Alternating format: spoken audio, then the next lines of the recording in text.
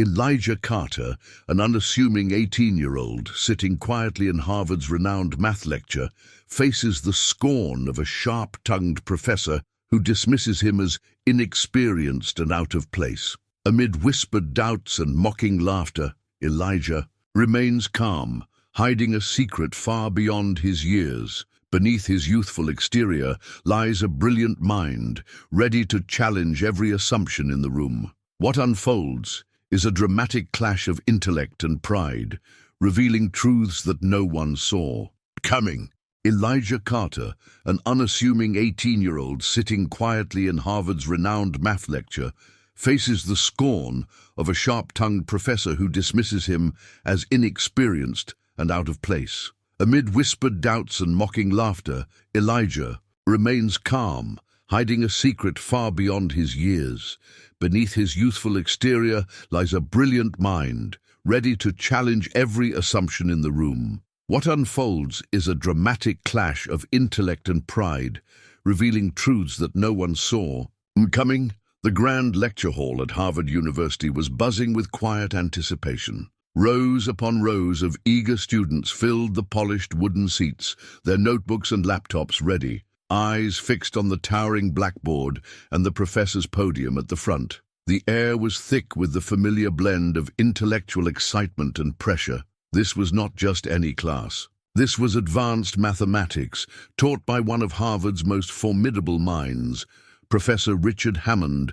Elijah Carter, 18 years old, sat near the back of the hall, almost blending into the sea of faces. To most, he looked like any other undergraduate, young, slightly nervous, dressed in a simple hoodie and jeans, clutching a well-worn notebook. His short-cropped hair and calm demeanor made him unassuming, and no one would guess that beneath that quiet exterior lay a mind far sharper than most in the room. Professor Hammond entered briskly, his tall frame commanding immediate attention.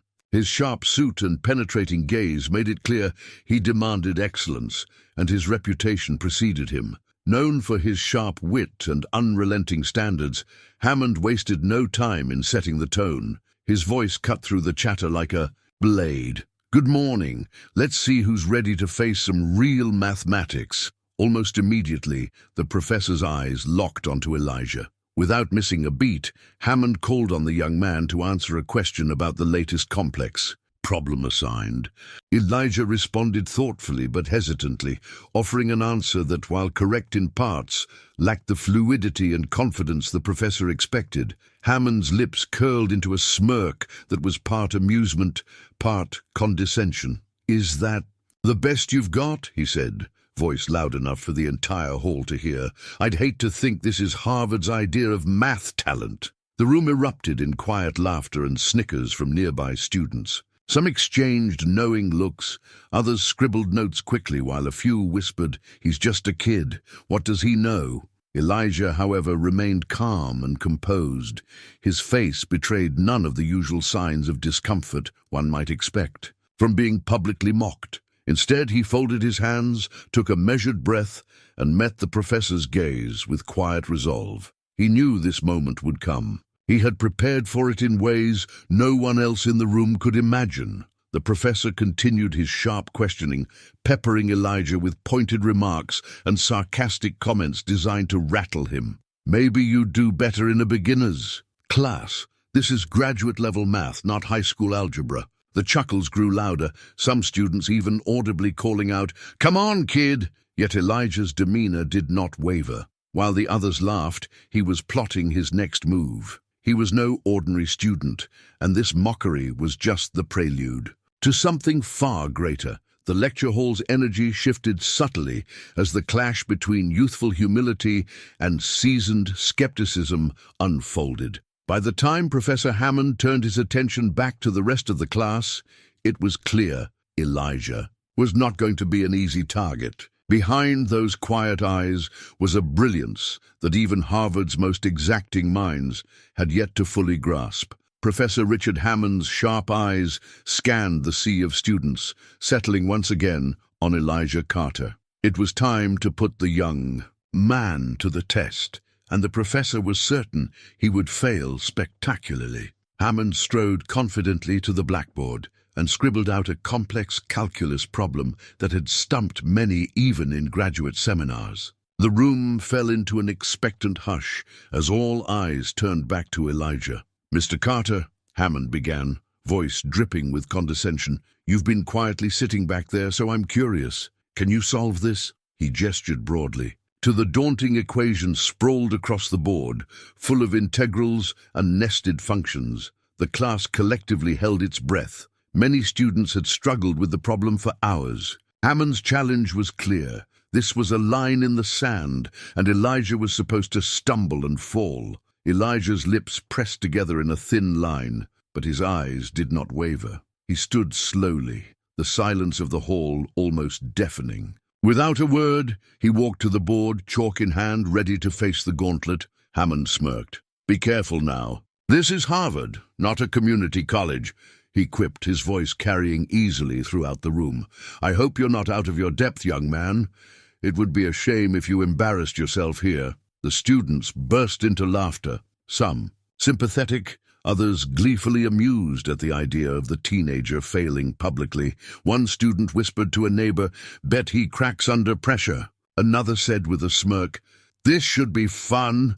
Elijah said nothing, his focus sharpening. He glanced back at the problem, then at the professor's expectant face. He was fully aware of the game Hammond was playing, a power play designed to unsettle and humiliate. With deliberate calm, Elijah began writing. Step by step, he moved through the layers of the calculus problem, his chalk tracing elegant solutions with precise notation. His approach was not just methodical, it was inventive. He employed an unconventional technique that simplified the seemingly insurmountable problem into manageable parts. The murmurs started as students noticed something unusual. Instead of stumbling, Elijah's work flowed confidently and logically. Some in the room leaned forward, eyebrows raised in surprise. The professor's amused smirk began to fade into a thin line of concentration, his eyes narrowing as he studied each move Elijah made. Midway through, Elijah paused and turned slightly toward the class. "The problem as posed," he said clearly, "contains an assumption that limits its generality. By reconsidering that assumption, we can extend this theorem beyond its traditional boundaries." His voice was steady, but carried the weight of authority. Gasps rippled through the room. Several students exchanged glances. This wasn't just a correct answer, it was a profound insight that challenged the problem's very foundation. "Professor."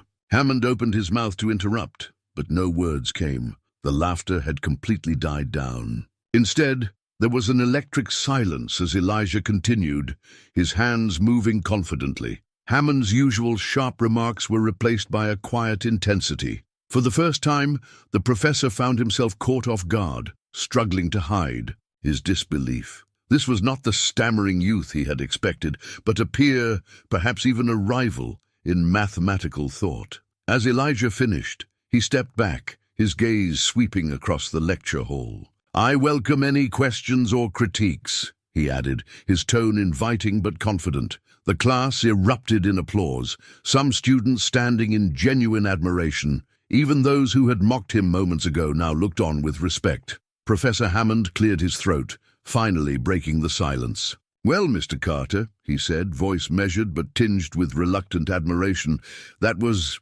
impressive. It seems I may have underestimated you." He paused and then added with a rare smile, "Perhaps you do belong here after all." Elijah simply nodded, a faint smile playing on his lips. But inside, he knew the challenge was far from over. The greatest test lay ahead, revealing the truth behind his presence in the class.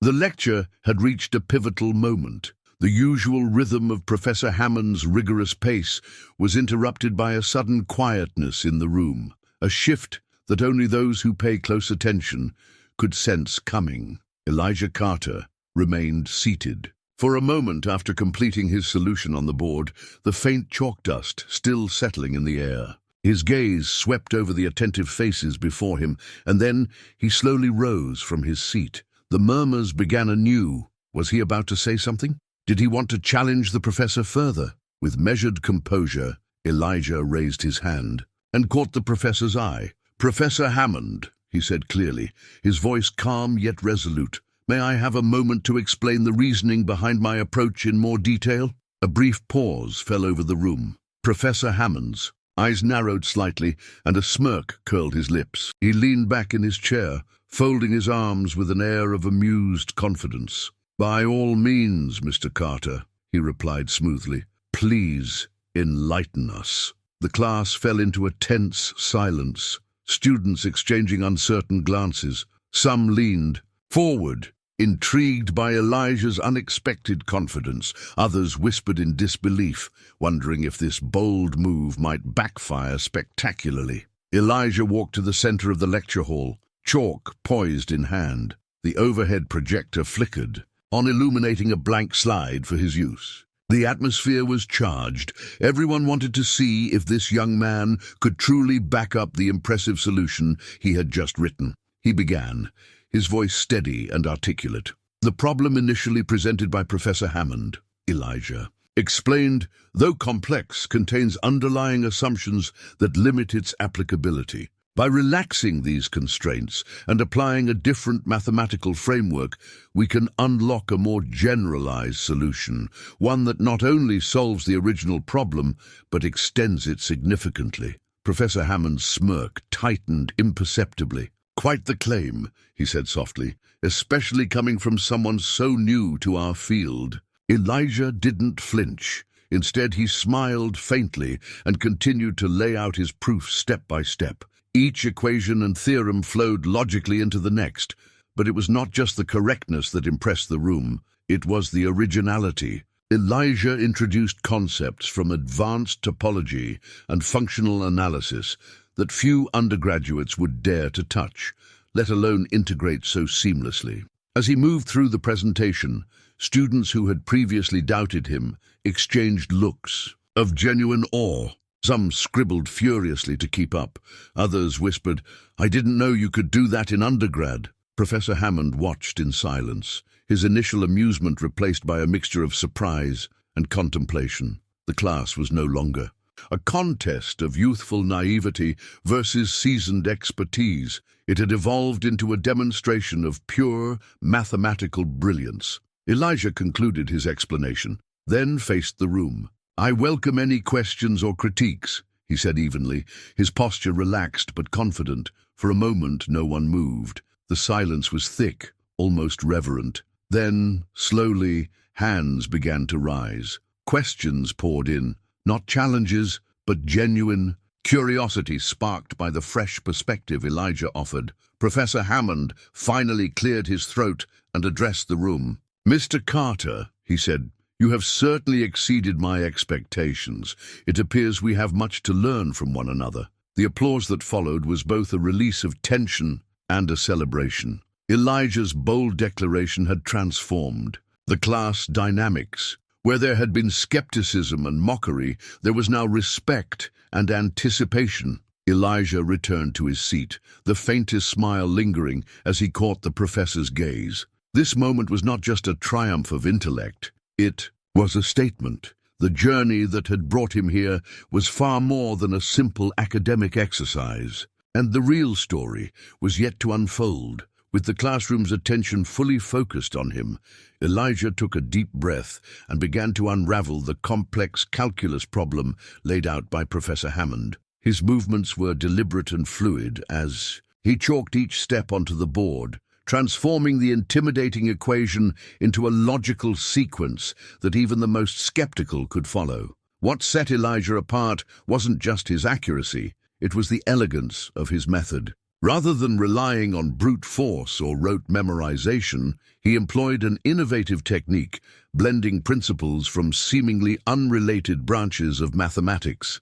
The solution flowed naturally, as if the problem had been waiting all along for someone to see it from this fresh angle. Midway through his explanation, Elijah paused and turned toward the professor. "If I may," he said respectfully, "there is a subtle yet critical oversight in the initial formulation of the problem." His voice was calm but carried undeniable authority. The room collectively leaned in. Professors, graduate students, and undergraduates alike recognized the gravity of what was about to be revealed. Subtle errors in assumptions could unravel even the most carefully constructed proofs. Yet few had the insight or courage to point them out in front of a seasoned expert. Elijah's eyes scanned the chalkboard as he highlighted the error, a constraint that unnecessarily limited the function's domain, an assumption that even most advanced students would accept without question. By relaxing this condition, he explained, we can generalize the theorem and expand its applicability to a wider class of functions. A hush fell over the hall. The students exchanged glances of astonishment. They had come expecting a straightforward problem set, but instead they were witnessing a redefinition of the very question itself. Elijah continued, pushing boundaries further. He extended the theorem beyond its conventional scope, weaving topology and analysis into a comprehensive framework that not only solved the problem but opened new avenues for exploration. Each line he wrote was met with growing amazement. Professor Hammond's usual smirk, the hallmark of his confident superiority, slowly faded. His sharp eyes narrowed as he tracked every move Elijah made. There was no room left for doubt or dismissal. What stood before him was not just a capable student, but a brilliant mathematician unveiling something new. The professor's lips pressed into a thin line as Elijah concluded, this extended formulation not only preserves the original theorem's integrity but strengthens it by encompassing a broader mathematical landscape. For a moment, the room was silent, the weight of Elijah's revelation settling on everyone present. Then, almost simultaneously, the applause began, quiet at first, then swelling into a standing ovation. The students were not just impressed, they were inspired.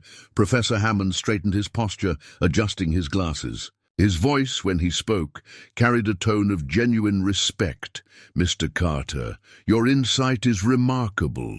You have not only solved the problem, but elevated our understanding of it. The shift was palpable. The class that had once whispered doubt now hung on his every word, eager to learn from Elijah's approach. Even the professor, known for his formidable reputation, seemed humbled. Elijah nodded graciously, the faintest smile touching his lips. But beneath that calm exterior, he knew this moment was a turning point, not just for him, but for the entire dynamic of the class. In that lecture hall, the boundaries between teacher and student blurred. Genius was no longer defined by title or tenure, but by the courage to challenge, the clarity to see beyond, and the skill to articulate new truths.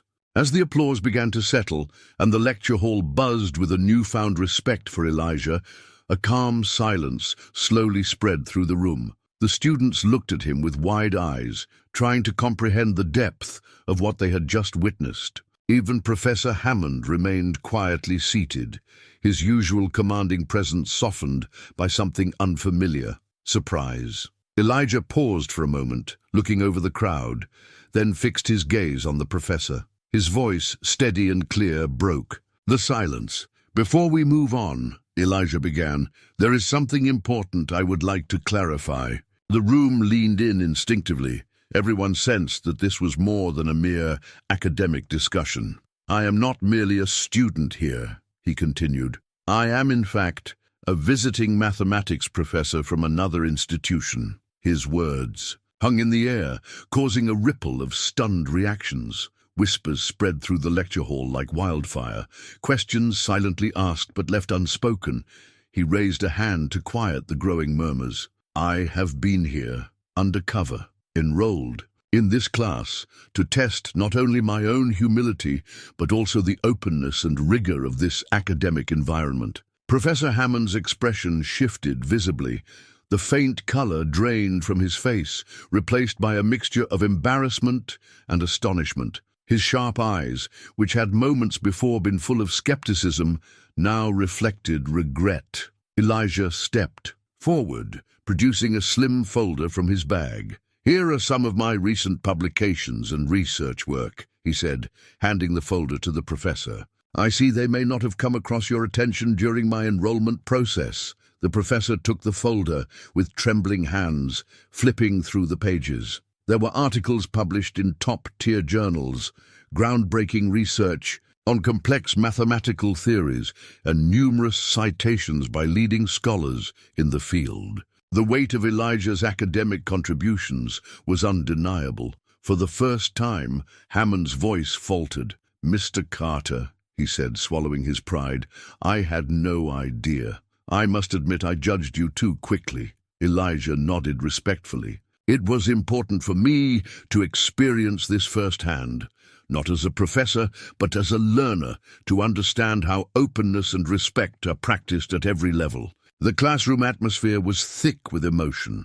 Students exchanged looks of admiration and newfound respect, realizing that the young man they had underestimated was, in truth, one of the most brilliant minds in their field. Professor Hammond finally stood, facing the class. His usual commanding tone softened with humility. "Let this be a lesson to us all," he said. "Titles and appearances can be deceiving. True intellect and wisdom often lie beneath the surface." Turning back to Elijah, he added, "I owe you an apology, not just for my earlier mockery, but for underestimating your potential." Elijah smiled gently. "Thank you, Professor. I hope this experience reminds us all that learning is a lifelong journey, and that respect must be earned through open-mindedness, not assumptions." The students erupted into applause once more, this time for the courage it took to reveal such a truth and for the lesson it imparted. Outside the lecture hall, whispers of the incident spread quickly throughout the campus. The story of the hidden professor who had humbled a Harvard legend became an inspiration to many, proof that brilliance does not always announce itself with credentials or titles, but shines brightest through knowledge, humility, and courage. For Professor Hammond, the event marked a turning point. He reflected deeply on his own biases and vowed to approach his teaching and mentorship with greater empathy and openness. As for Elijah, the experience reaffirmed his belief in challenging norms and breaking barriers. He had stepped into the class as a student, but emerged as a symbol of intellectual humility and the transformative power of education. After the initial shock of Elijah's revelation had settled, the room remained charged with a mixture of awe and contemplation. The students and faculty alike were digesting what had just unfolded, a profound lesson not just in mathematics, but in the nature of learning itself. Elijah took a moment to gather his thoughts before addressing the class once more. His tone was measured, sincere, and carried the weight of someone who had lived the truth he was about to share. "I want to speak frankly about something that affects all of us, not just here at Harvard, but in academia worldwide," Elijah began. "It's the danger of snap judgments, those quick assessments we make about others based on age, appearance, or even their titles." He looked across the room, meeting the eyes of students and professors alike. "Too often, we equate experience with authority and youth with inexperience. We assume that someone young cannot have profound insight, or that those without prestigious titles are somehow less capable. But in doing so, we close ourselves off to fresh ideas and perspectives that are essential for progress." A hush fell over the room as Elijah continued. "I experienced this firsthand, not just as the young student in this classroom, but throughout my career. The academic world, while brilliant, can sometimes be rigid and hierarchical. It places undue emphasis on credentials and status, rather than on the quality of thought and the courage to challenge established norms." Professor Hammond listened intently, nodding slowly. His earlier arrogance had given way to reflection. He understood now that even the brightest minds could be blinded by prejudice. Elijah spoke directly to the professor now. "Professor Hammond, your skepticism challenged me, and that was important, but it also reminded me how easy it is for us to fall into patterns of bias, even unconsciously. The true mark of scholarship is humility, the willingness to listen, to question, and to admit when we are wrong." He turned back to the students. "This is not a call to disregard experience or dismiss expertise. Rather, it's a reminder that wisdom grows when we remain open to new voices, regardless of where they come from. Innovation thrives when hierarchy is balanced by respect and curiosity. The room was silent, the message sinking deep. Students reflected on their own attitudes toward professors and peers. Professors considered their own teaching methods and interactions. The culture of academia, so often steeped in tradition and formality, seemed momentarily softened. One student raised a hand hesitantly. "Elijah, how do you suggest we create an environment that truly values open-mindedness without losing the rigor that academia demands?" Elijah smiled. "It begins with self-awareness. Recognizing our biases is the first step. Then fostering dialogue, where ideas are judged on merit, not on who presents them. Encouraging mentorship that nurtures potential rather than gatekeeping knowledge." Professor Hammond added, his voice earnest, "And as educators, we must be willing to learn from our students. The classroom is not a podium, but a forum." The exchange sparked a broader discussion among students and faculty, touching on challenges in education, diversity in thought, and the evolving nature of scholarship in a rapidly changing world. By the end of the session, the atmosphere had transformed. What began as a traditional lecture had evolved into a powerful reflection on respect, humility, and the pursuit of truth. Elijah's words left a lasting impression, not just a lesson in mathematics, but a call to rethink how knowledge is shared and valued. In that moment, hierarchy was not abolished but humanized, making space for all voices to contribute to the endless quest for understanding. The room remained still, the weight of Elijah's words hanging in the air as the students and faculty absorbed the profound lesson on humility and open-mindedness. For Professor Hammond, this moment marked a turning point, a rare and humbling experience that challenged his long-held beliefs and methods.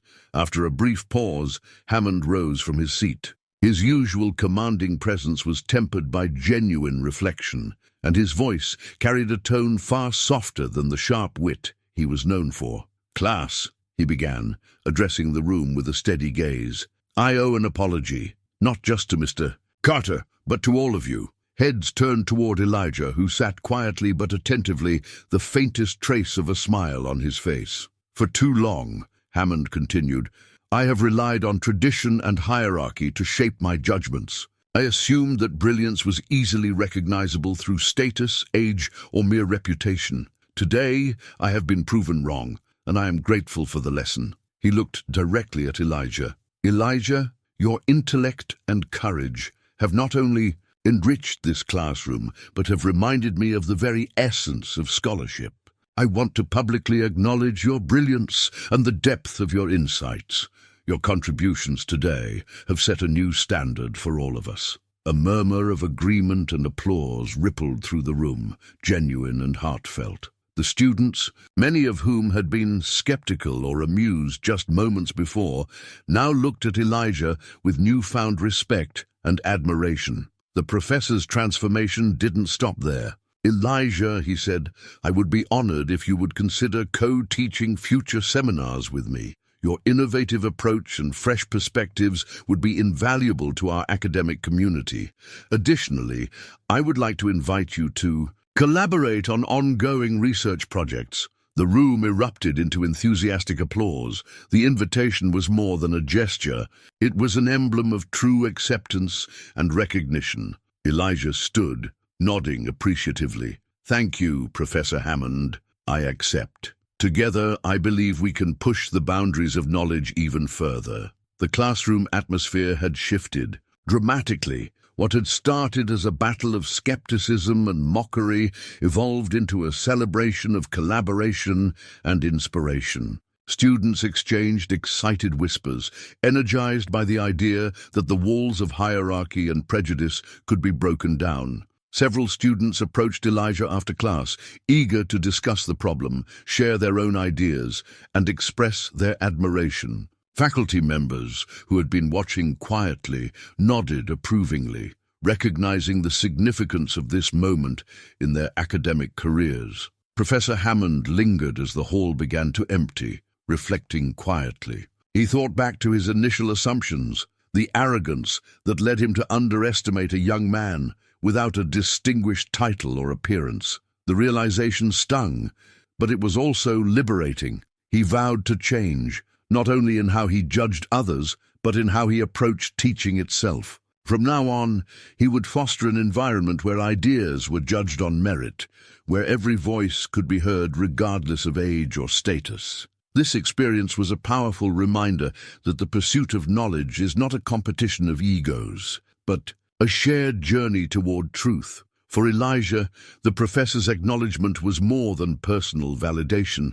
It was a symbol of progress. His boldness had cracked the armor of academic elitism, and in doing so, he paved the way for others who might otherwise be overlooked. Together, they envisioned a future where mentorship and mutual respect would fuel discovery and innovation. As the sun set over the historic Harvard campus, the echoes of today's lesson lingered in the minds of all who were present, an enduring testament to the power of humility, courage, and the willingness to learn from one another. News of the extraordinary encounter between Elijah Carter and Professor Hammond spread swiftly throughout Harvard's campus and beyond. Students, faculty, and even alumni shared the story in hushed conversations in dormitories, coffee shops, and academic offices.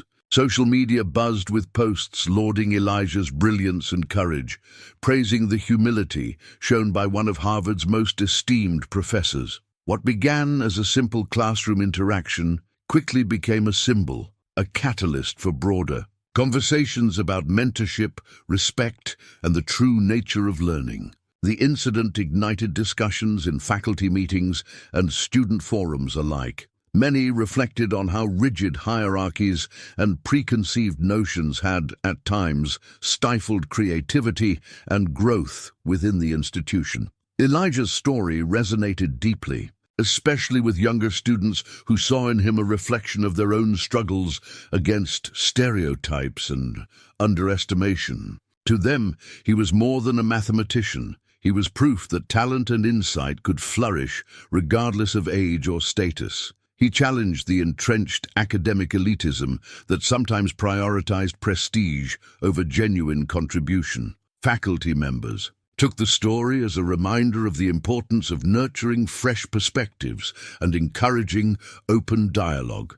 Mentorship programs were re-evaluated, emphasizing empathy and inclusivity rather than gatekeeping. Harvard's administration even considered initiatives to better recognize and support unconventional pathways to excellence. Meanwhile, Elijah remained grounded and approachable.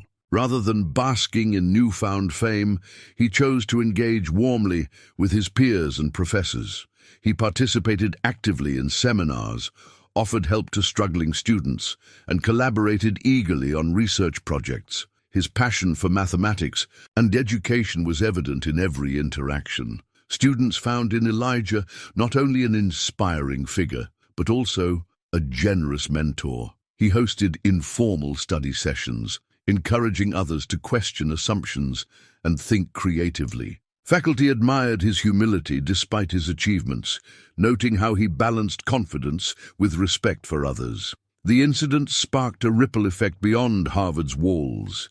Academic journals and education blogs featured articles analyzing the event's significance, exploring how institutional cultures could evolve to embrace diversity of thought. Conferences discussed the lessons learned, focusing on dismantling barriers and fostering environments where merit trumped titles. Elijah's experience became a case study in universities worldwide, illustrating how openness and courage could reshape education. It inspired many to re-examine their own biases and the ways they engaged with students and colleagues.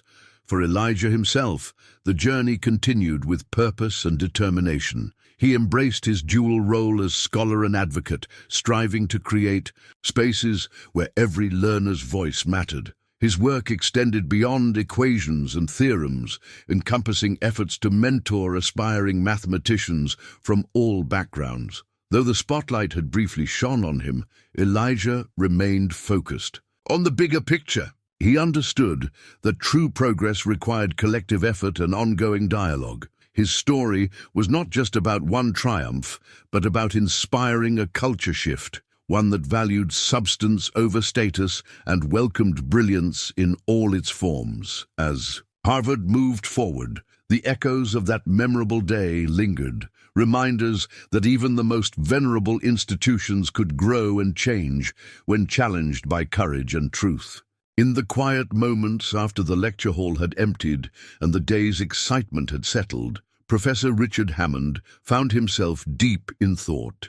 The experience with Elijah Carter had left an indelible mark on him, one that reshaped not only his view of a single student, but his entire approach to teaching and judgment. Hammond admitted to himself, with a mixture of humility and regret, how easily he had fallen into the trap of assumptions. He had judged Elijah based on youth and appearance rather than the merit of his ideas. This experience humbled him, a powerful reminder that brilliance does not always arrive in familiar packages or come with recognizable credentials. As he reflected, Hammond recognized the responsibility he bore as an educator. His role was not just to impart knowledge, but to nurture potential wherever it resided, to recognize talent regardless of age, status, or background. He vowed to approach his students with renewed openness, listening more carefully, questioning his own biases, and fostering a classroom culture where ideas could flourish without prejudice.